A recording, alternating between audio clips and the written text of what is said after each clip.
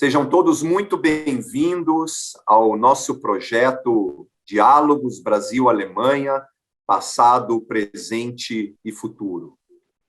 Neste terceiro episódio, temos como convidado Márcio Weichert. Márcio Weichert estudou Comunicação Social na Universidade Federal Fluminense, em Niterói.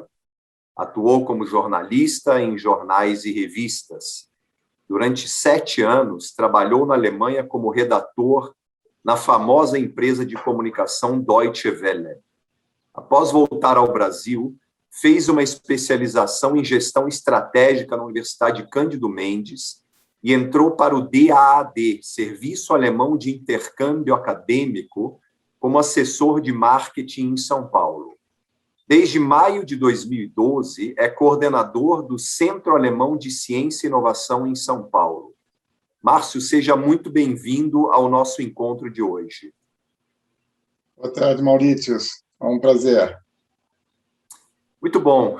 Vamos começar, então, com a nossa entrevista. Eu tenho certeza que a expectativa é muito grande de quem nos assiste, de quem nos ouve, sobre o Centro Alemão de Ciência e Inovação São Paulo, o DWIH. O que é, na verdade, o DWIH, Deutsches Wissenschafts- und Innovationshaus, em português, Centro Alemão de Ciência e Inovação, e quais são os seus objetivos, Márcio? Certo.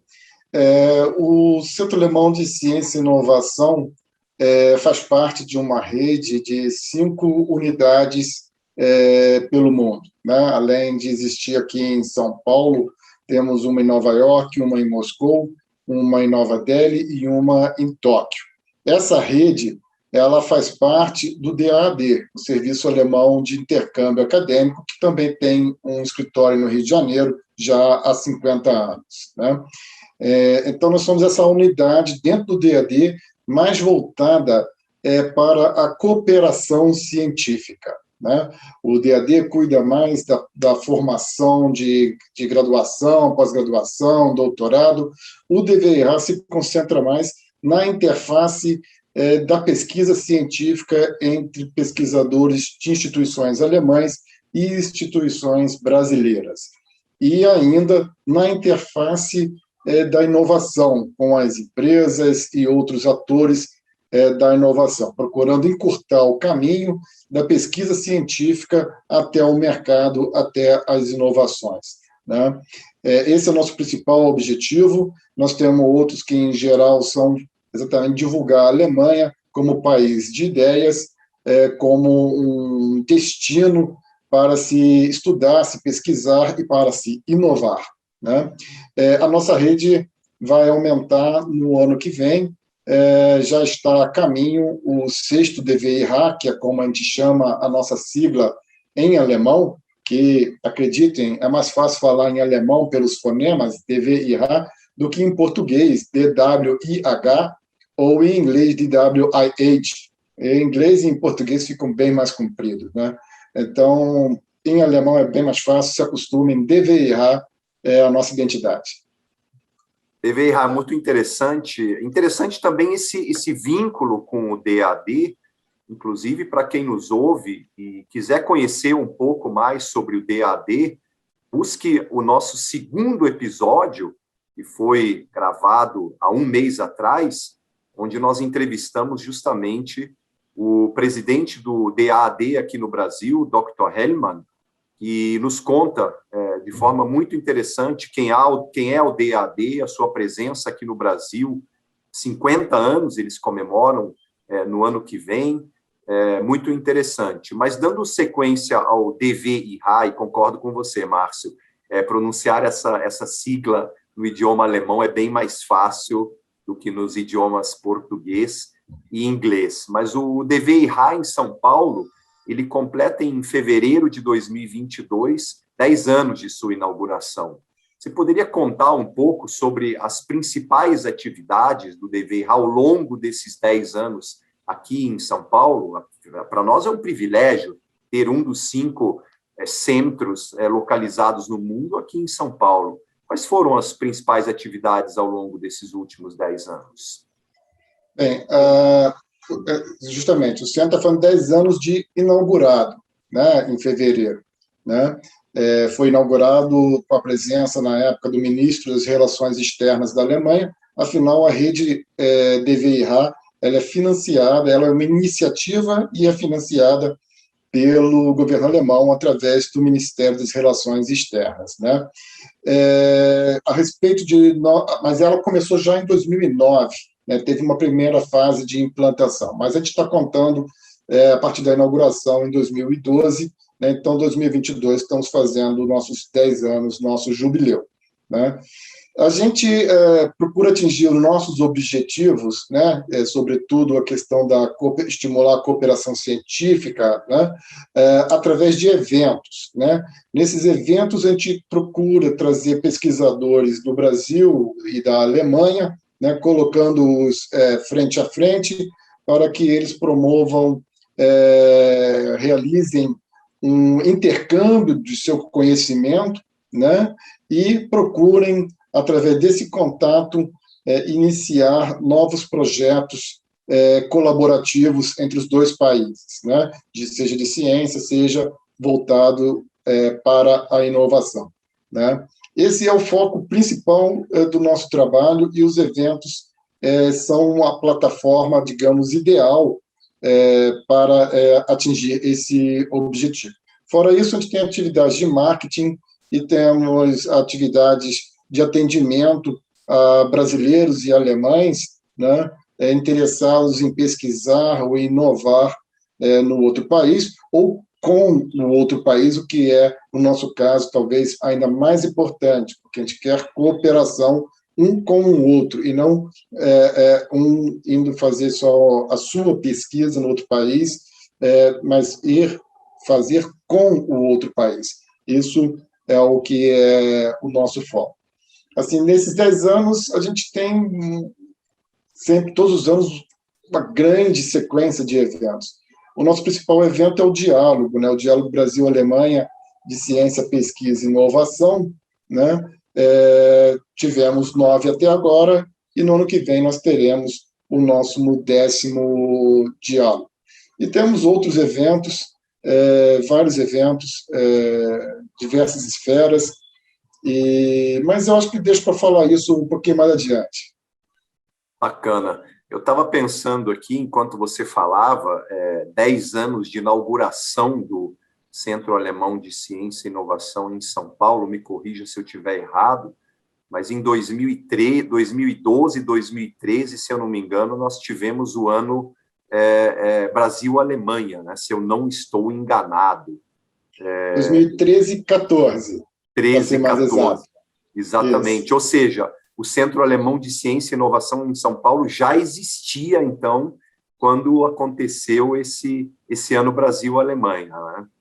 Isso, foi logo nossa grande tarefa, um grande desafio, porque nós ainda não estávamos nem exatamente estruturados, e ganhamos a responsabilidade de organizar a programação acadêmico-científica da temporada Alemanha-Brasil, né, 2013-2014. Mas, mesmo assim, cumprimos a missão e tivemos uma agenda riquíssima, se eu não me engano, nós passamos dos 100 eventos em 2 anos dentro da programação acadêmico-científica. Alguns deles se tornaram até mesmo históricos, né, como a exposição Future Ocean. Tivemos bons momentos, muitos bons momentos nesse período. Que bacana, foi realmente um ano histórico mesmo para ambos os países. Em cada ano, Márcio, o DVIH ele escolhe um tema contemporâneo como um foco principal. Nos últimos 3 anos, os temas foram a inteligência artificial, em 2019, cidades e clima, em 2020, e nesse ano de 2021, sociedade em transição, impactos da pandemia. Sem dúvida, os assuntos eles são muito atuais, de grande importância para a sociedade, e sempre com o olhar voltado para o futuro. Você já pode revelar qual será o tema para o próximo ano, e se já há um evento programado? Bem, os temas são justamente escolhidos, né? Temas que sejam bem atuais, não só no meio científico e de inovação da Alemanha, e não só do Brasil, né? Afinal de contas, é um tema central para toda a rede. Então, é um tema que possa ser discutido em todos os países onde existem um DVI-RA, né? Bem, eu não posso ainda formalmente te garantir qual é o tema do ano que vem, porque o nosso conselho curador somente irá tomar essa decisão mais adiante, mais para o fim de setembro, né? Então, ainda não temos uma decisão, mas caminha para que a temática fique em inovações sustentáveis, né? Ou seja, não inovações puramente econômicas, né? Mas que elas têm uma responsabilidade com a sociedade e com o planeta. Então, inovações sustentáveis é um título preliminar, estamos aguardando essa confirmação. A respeito de eventos na agenda, nós ainda estamos começando a fazer agora o planejamento para o ano que vem. Então, a única coisa que eu posso garantir é que aqueles eventos que são âncora, né, dentro da nossa programação, que se repetem anualmente, nós os teremos no ano que vem novamente. Então, nós teremos o 10º Diálogo Brasil-Alemanha de Ciência, Pesquisa e Inovação, que já está acertado para acontecer somente no final do ano, em dezembro do ano que vem, né? E será o grande momento de celebração, de encerramento da nossa comemoração dos 10 anos de inauguração, juntamente com a comemoração dos 50 anos do DAAD. É uma grande conferência científica e, como sempre, em parceria com a FAPESP, aqui em São Paulo. Fora isso, né, destacar aqui que o que a gente mais espera no ano que vem é que a gente volte a fazer eventos presenciais, né? Esperamos que nós botamos exatamente o diálogo mais para o fim do ano, para a gente aumentar a perspectiva de que ele aconteça presencialmente. E a gente está apostando que realmente, no fim do ano que vem, isso vai ser possível, né? Bem antes, em julho, nós temos uma reunião anual da SBPC, a Sociedade Brasileira para o Progresso da Ciência, da qual a gente participa todos os anos desde 2010. Né? Já na fase piloto do DVI-RA, o DVI-RA já começou a participar, organizando um grande stand, uma grande presença alemã nessa reunião que junta mais de 10 mil participantes, geralmente, de todo o Brasil. Né? E a gente, então, está lá presente, inclusive, esqueci de comentar isso na outra pergunta, a gente vai junto com uma delegação alemã, basicamente de instituições que possuem representantes aqui no Brasil.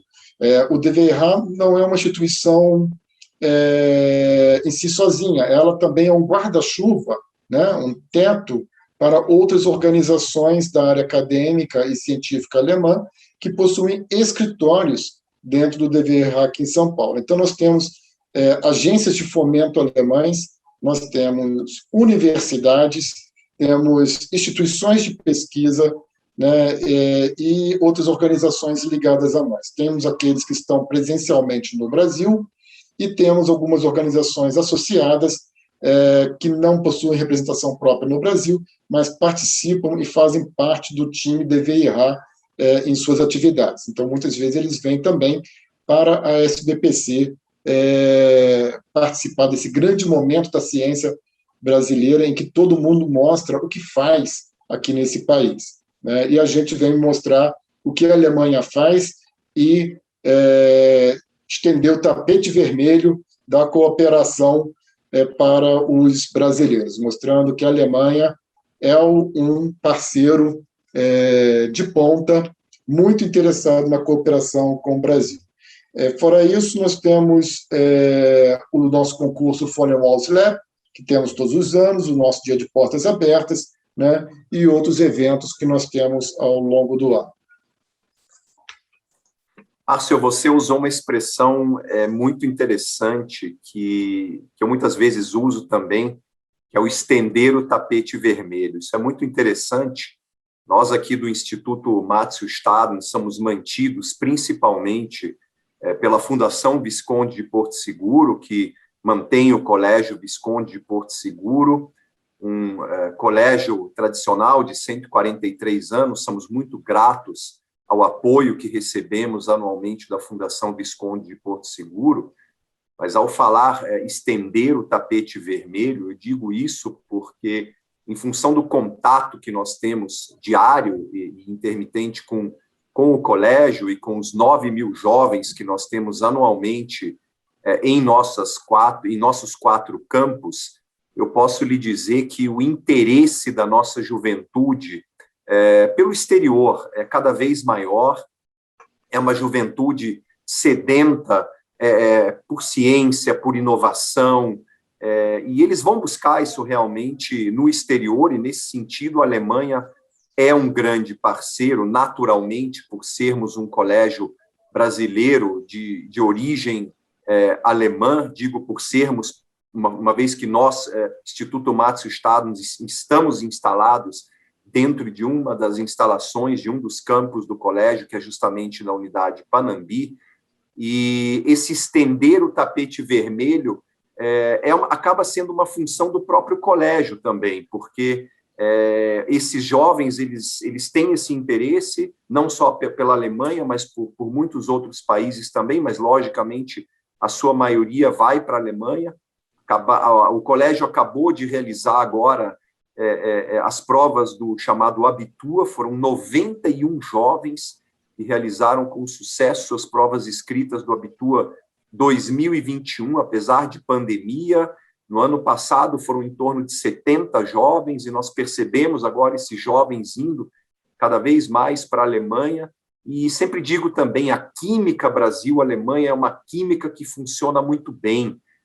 Se você souber aproveitar o que há de positivo de um lado e o que há de positivo do outro, e quando eu falo de um lado e do outro, eu falo dos respectivos países, falo das respectivas culturas, falo dos respectivos valores que cada um tem, e a pessoa que conseguir realmente desenvolver essa química e entender isso, que nós temos pontos positivos e que podemos cooperar mutuamente de forma imbatível nesse mundo, eu tenho certeza que essa combinação Brasil-Alemanha, que completará 200 anos em 2024, quando celebraremos os 200 anos da imigração alemã aqui ao Brasil, nós podemos dizer que há 200 anos nós já escrevemos uma história de sucesso entre Brasil e Alemanha, e, nesse sentido, o papel do Centro Alemão de Ciência e Inovação em São Paulo é muito importante também para os jovens que nós hoje temos nas nossas escolas, no Colégio Visconde de Porto Seguro, e para aqueles que já se formaram também e que nos ouvem aqui nessa nossa entrevista sobre o Centro Alemão de Ciência e Inovação São Paulo. Mas eu vou continuar... Me permite uma interrupção? Pois não, uma Márcio, propaganda? Por favor. Eu quero fazer aqui a propaganda para o próprio Colégio de Porto Seguro, né? Disso que você estava falando, Maurício, né? Nós temos hoje em nossa equipe uma colega, né, muito importante na nossa equipe, que foi estudante do Porto Seguro, né? Ela é brasileira, mas também de pais alemães, né? E estudou no Porto Seguro, depois foi para a Alemanha, ainda fez pelo modelo antigo o Magister na Alemanha, e em seguida fez doutorado na Alemanha, e depois retornou ao Brasil fazendo sua carreira aqui. E hoje, né, nós temos o prazer de tê-la em nossa equipe, com uma bagagem riquíssima, sendo uma grande colaboradora em nossa equipe.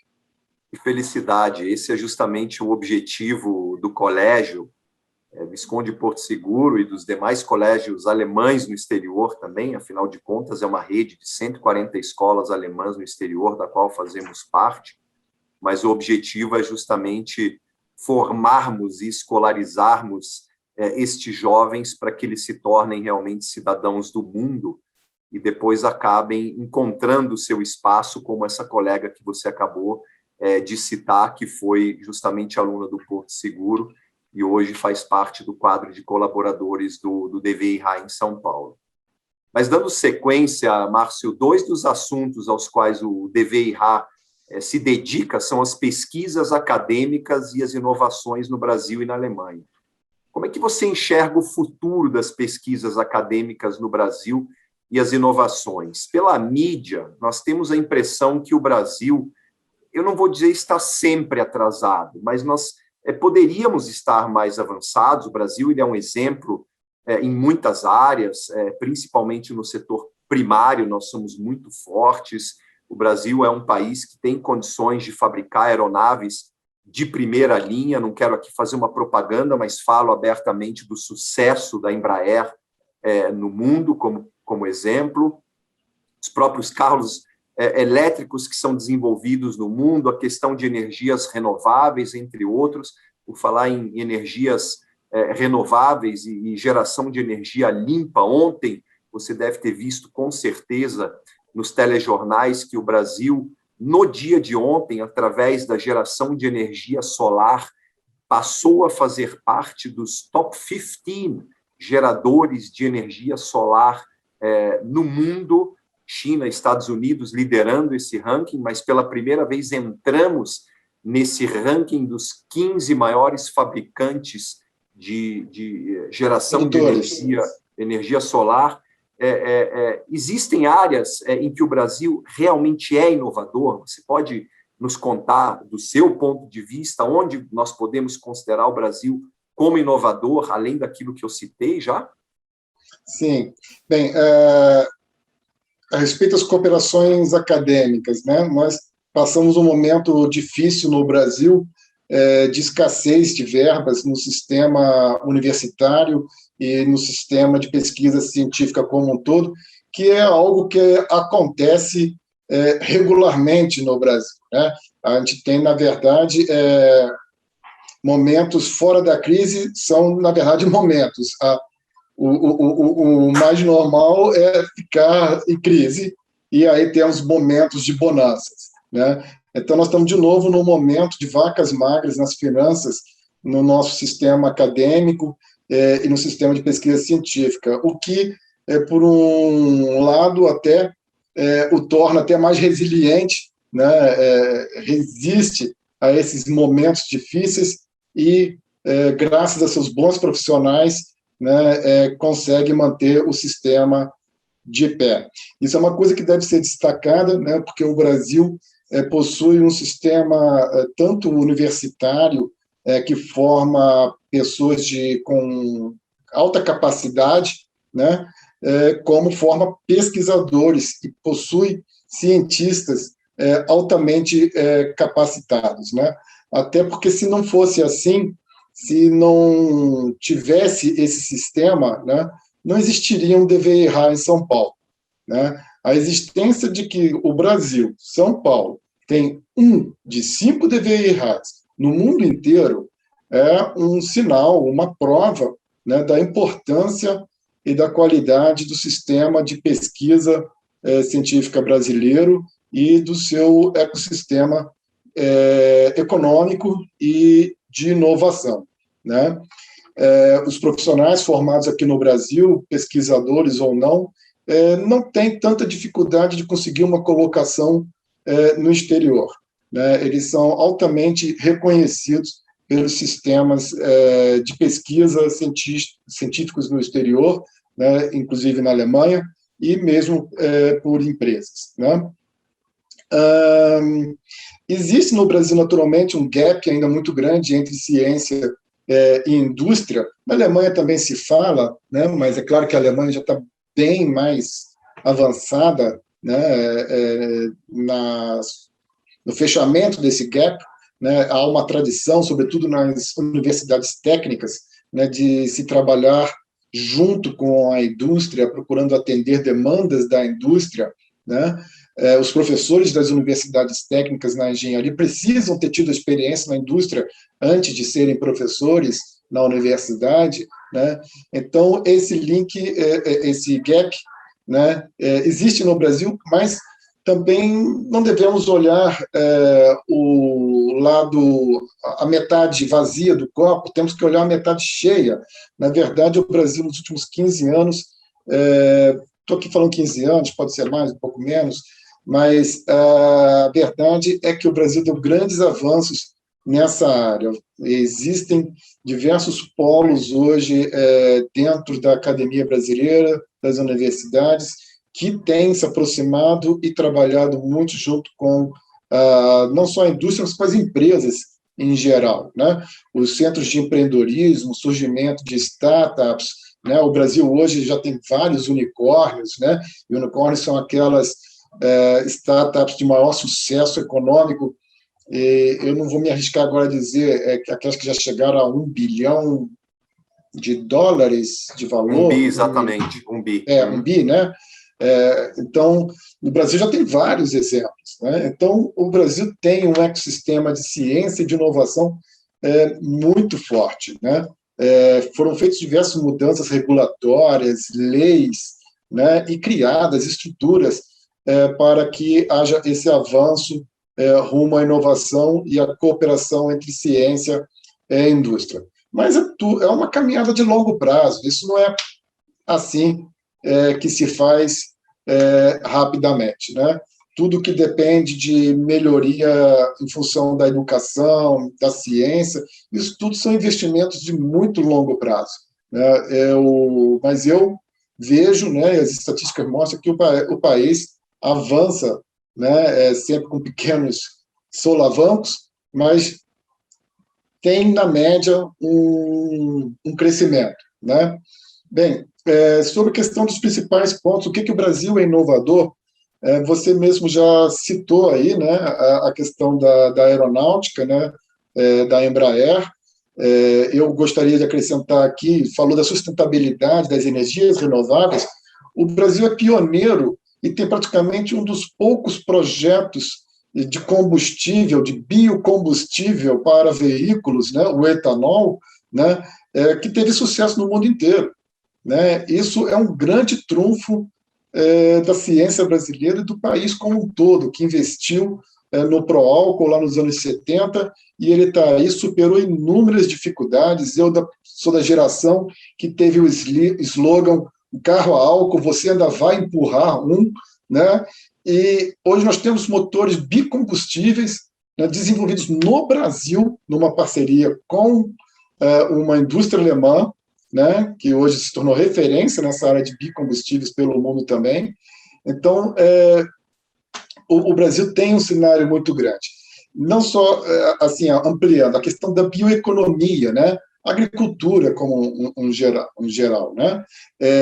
Nós temos o pessoal da pesquisa, né, de agricultura costuma comparar o que existe de tecnologia dentro de uma semente de soja, de milho, de arroz, né? O que tem tecnologia ali não é menos do que você tem num chip, né? de tecnologia, de pesquisa, de capital investido.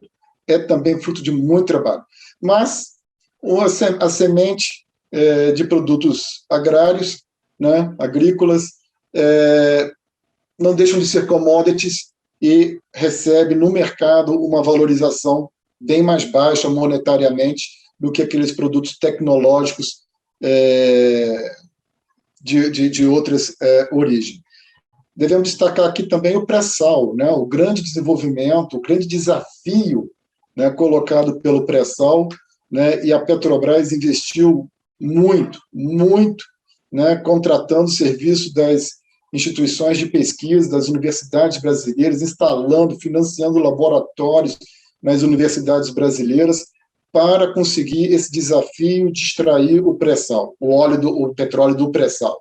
É uma coisa que muitos diziam que não seria tecnologicamente possível pelos diversos desafios tecnológicos, que não seria economicamente viável, e hoje o Brasil está aí produzindo pré-sal com interesse mundial em participar dessa extração, apesar de toda a consciência de que se deve substituir o petróleo por outras fontes de energia. Mas ele está aí ainda não dá para largar por inteiro e está sendo extraído com tecnologia desenvolvida no Brasil. Eu comparo o pré-sal brasileiro ao que foi o programa espacial para os Estados Unidos. Quanta coisa, né, foi desenvolvida. Né, assisti uma palestra de um pesquisador e falou, mesmo que a gente não consiga fazer o que a gente quer, tudo que a gente vai conseguir desenvolver e criar no meio do caminho já vai gerar inúmeros frutos para a sociedade. Né? E isso você vê quantas coisas foram criadas na corrida espacial para permitir um homem ir à Lua e hoje estão incorporados no nosso dia a dia, né? Viraram produtos também para nós. Uma coisa que também pouca gente sabe, na área de tecnologia de informação, a parte de segurança bancária. A segurança bancária brasileira é uma das melhores do mundo, né? Exporta software, exporta know-how, né? Quem já teve experiências com bancos alemães, né, Maurício, fica às vezes com saudades dos bancos brasileiros, onde você mexeu na tua conta, segundos depois você vê o lançamento feito no teu extrato. Quando eu morei na Alemanha, já era assim aqui no Brasil. Cheguei na Alemanha, tinha que esperar 2 dias para um saque ou um depósito constar na tua conta. Hoje não é mais assim não, mas o Brasil tem um pé bem à frente nessa questão. E mais uma observação. Sabe, Maurício, onde que está o grande polo de softwares brasileiros na área bancária? Na Paraíba.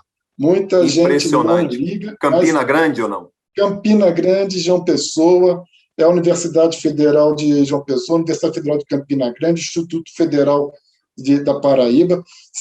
O último ranking que eu tive acesso para ver, o ranking de patentes no INPE, né?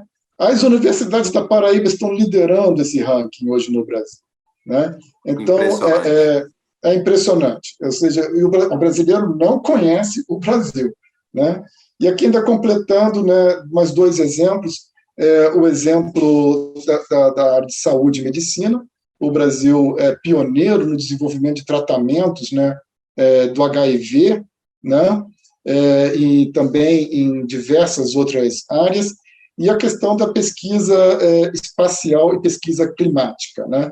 O Brasil é um grande polo, né, com importantes instituições, institutos de pesquisa, né, e por sua natureza, sua localização geográfica e sua capacidade de pesquisa científica, tem uma importante parceria, por exemplo, com o Max Planck, né, com a Sociedade Max Planck, e existe a Torre Ato, cravada no meio da floresta amazônica, para poder medir diversos valores na atmosfera, bem distante de centros urbanos, porque pesquisando como é que a atmosfera se comporta e tem acompanhado, sofrendo questões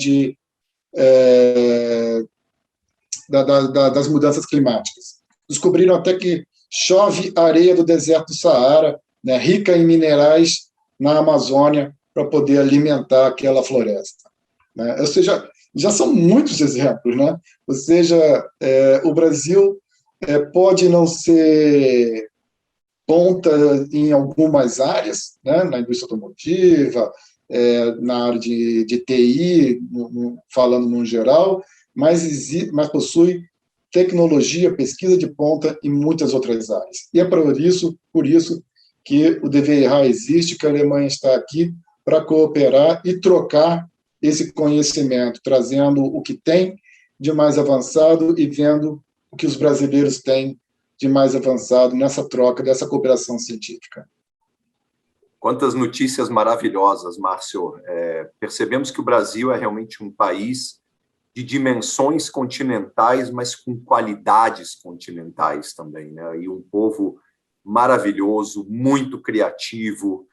Recordo-me do meu tempo de indústria, quantas vezes o grupo por qual trabalhei, um grupo alemão também, com unidade fabril aqui no Brasil, onde no desenvolvimento de determinados projetos fazia-se questão de ter sempre um engenheiro ou um técnico brasileiro em função da sua ampla visão, da sua criatividade, da sua agilidade, da sua capacidade de absorção de novas tecnologias, que é uma qualidade muito importante dos brasileiros. Então, puxa, eu me coloco hoje no papel de um jovem buscando uma oportunidade, buscando países parceiros, e sabendo que tem o Centro Alemão de Ciência e Inovação em São Paulo como uma das instituições onde pode avançar em seus projetos. Puxa, muito, muito interessante mesmo. E, mais uma vez, aí podemos remeter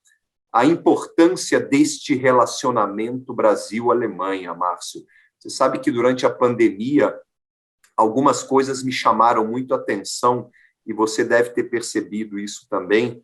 O tráfego aéreo ele acabou, infelizmente, sendo muito afetado, muitas linhas aéreas acabaram deixando de operar e de existir durante a pandemia, mas repare que a linha entre São Paulo e Frankfurt foi uma das poucas linhas aéreas intercontinentais que jamais deixaram de operar durante essa pandemia. Isso é um sinal muito forte da importância desse relacionamento muito sólido que existe e amigável, e um relacionamento importante mesmo, bilateral, entre Brasil e Alemanha.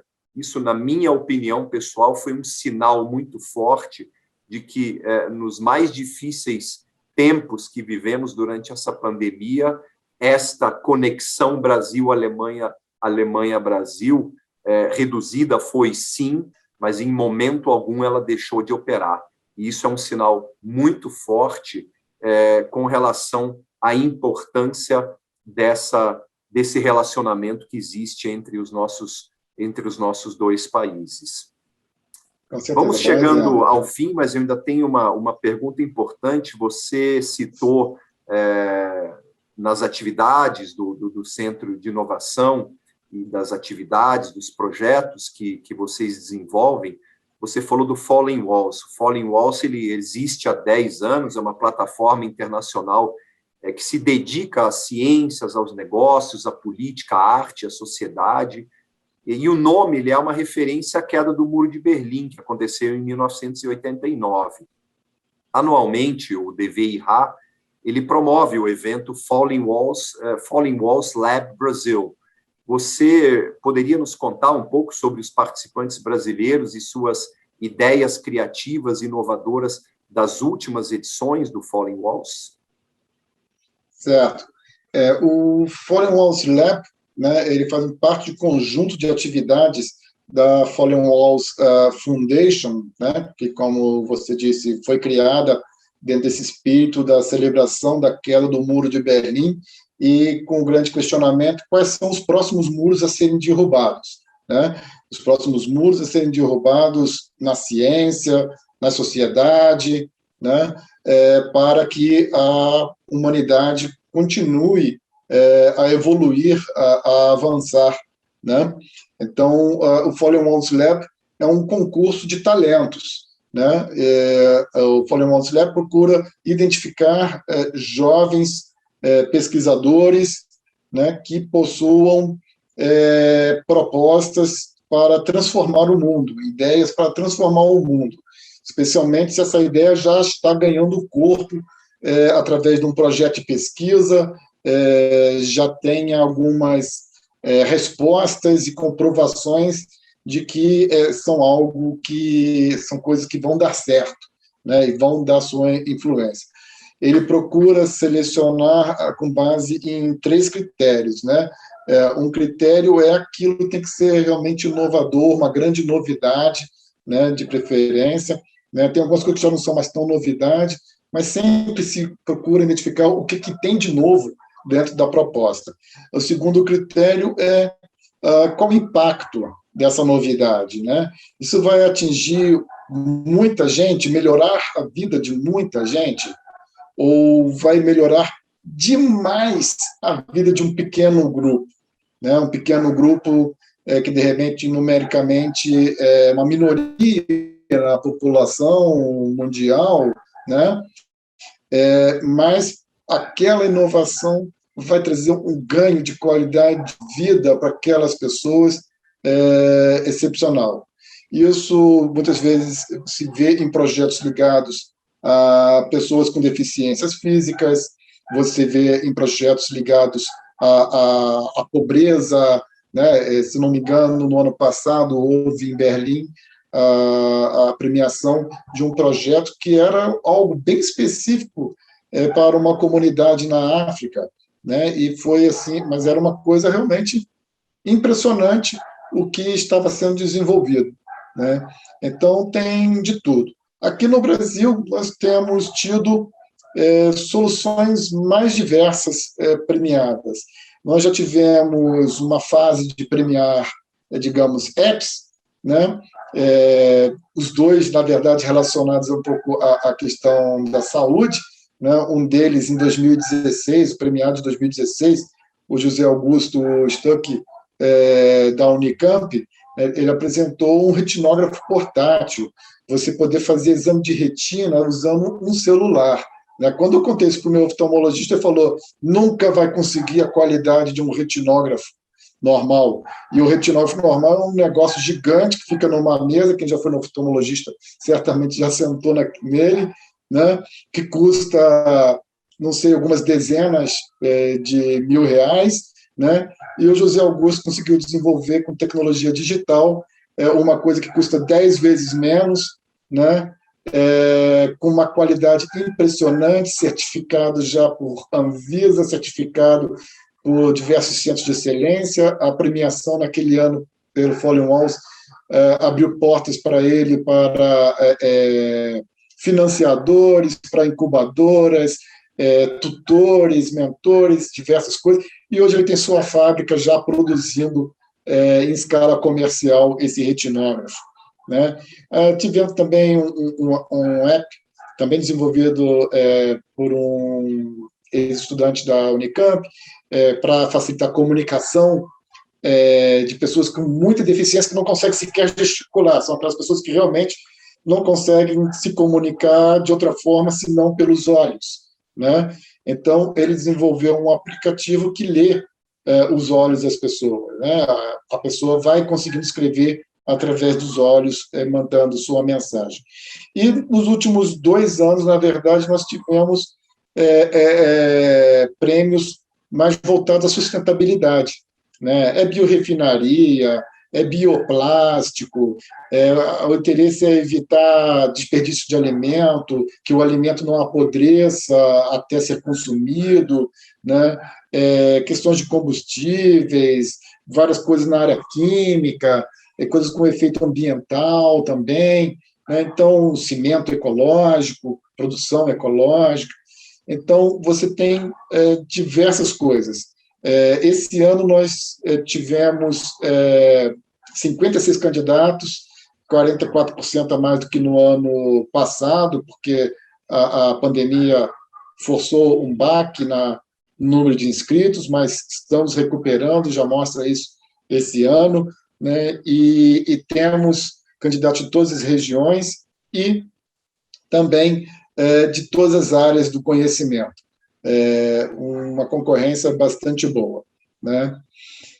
Puxa, muito interessante, Márcio. Agora, todos esses prêmios e a participação desses interessantíssimos projetos, você falou de uma finalíssima em Berlim também, que acontece. Como que os nossos brasileiros têm performado em Berlim quando eles acabam apresentando esses projetos, junto a todos os projetos que vêm dos outros centros alemães de ciência e inovação do mundo? O que você pode nos dizer sobre essa performance nos últimos anos?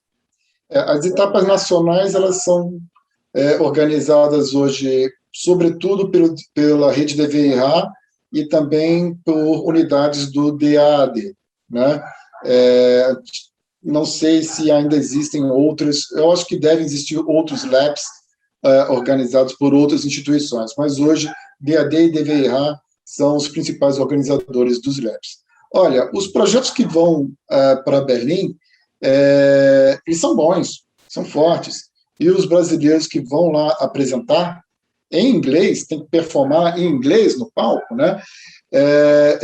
Eles também têm excelente desempenho, na minha opinião, né? Mas são 100 candidatos. né? Ou seja, querer exigir que se ganhe, né, o prêmio no final, né, a chance é de 1%, na verdade, né?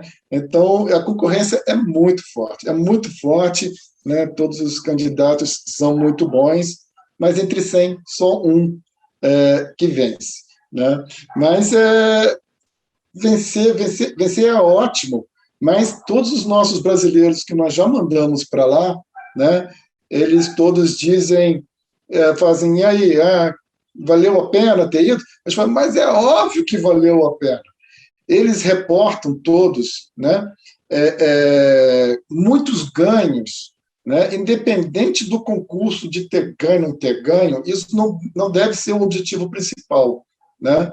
Eles reportam que os contatos que eles fazem com os outros jovens que estão lá, deles conhecerem o que está sendo pesquisado nos outros países, de conversar, saber mais sobre a vida do outro país, né?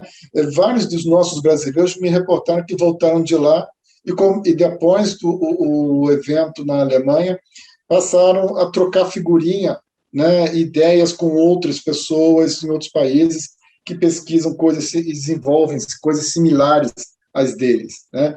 Então, isso acaba sendo o mais importante, ou seja, a visibilidade de todo mundo está te vendo, sabendo que o que você tem para oferecer, e alguns recebem contatos, convites eventualmente para ir fazer um doutorado, um pós-doutorado, ou seguir uma carreira de pesquisador, ou para abrir sua startup no outro país, não só na Alemanha, mas sobretudo na Alemanha, ou empresas interessadas naquela ideia, ou seja, dá uma grande visibilidade, gera um networking, e além do evento em si do Falling Walls, né, você tem um programa complementar, que você vai visitar instituições de pesquisa na Alemanha, você vai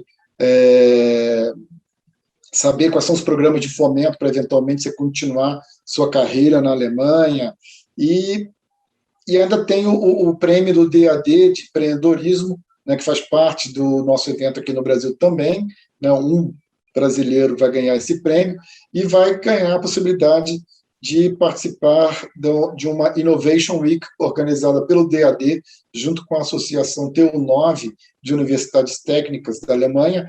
É um workshop sobre empreendedorismo e inovação, né, com um foco na Alemanha, mas basicamente tudo que você vai ver nesse workshop você pode aplicar em boa parte também no Brasil. E aqui faço mais uma vez uma ressalva, né, que quem ganhou esse prêmio pelo lado brasileiro e foi participar do evento, não presencialmente, ano passado foi tudo online, né, foi uma candidata de Porto Alegre, ela tirou em terceiro lugar no Falling Walls Lab, na opinião do júri, mas ela ganhou o prêmio do público e o júri deu a ela o prêmio de empreendedorismo. Chegando no workshop online, né, que terminou também com um concurso de pitches, né, ela ganhou o concurso de pitches, né, os jurados alemães, né, avaliaram a proposta dela e o desempenho dela o melhor de todos, né, ou seja, isso nos deu muito prazer, né, de ver que a gente está conseguindo ajudar, colaborar para que esses jovens talentos brasileiros ganhem uma projeção internacional e se motivem ainda mais para investir sua vida em prol da ciência e em prol da inovação. Que orgulho, Márcio. Puxa, imagino a felicidade.